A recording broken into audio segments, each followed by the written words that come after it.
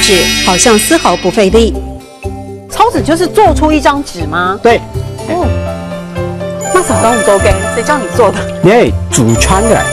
祖传的。然后平常这么说，之前我们说祖传给。其实这是简化给游客 DIY 的趣味。古早时代要有一张纸，不止费力，得拖动400多公斤的石轮。竹子泡好，切成一小段一小段，就摆在这个下面，用牛去拉。竹浆经过石轮臼齿磨碾，质地才会细致。这可是200多年前刘家祖先的智慧。还有另一套不输现代科技的设备。这套设备是属于那个把水分压干净，它是经过2道的那个杠杆原理，使得操作的人用很小的力量，就能够把水分压干。遗留的谷物、砍竹、浸泡、碾浆、压干、抄纸、晒干，做一张纸费时超过半年的辛苦，如今重现。这一张纸是50年前造的纸，保存到现在还是很完整的。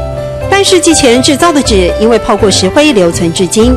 新竹纸寮窝刘氏家族的造纸工艺，曾经支撑整个北台湾的需求。大宅院让人窥见纸寮窝当年的风华。我们的祖先一个人生了6个儿子，分成6房，这个6房全部都是在造纸，所以你现在看到的这一栋房子这么大，清朝时候就已经有这么大了。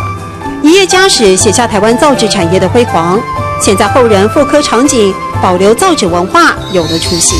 纸寮窝的刘氏家族曾经非常感叹，是在民国50年，在他们这一代手中结束了手工造纸业，而现在让纸寮窝重现风华，也得以让它继续传承。马上搞你做给祖传给，马上搞你做给祖传给。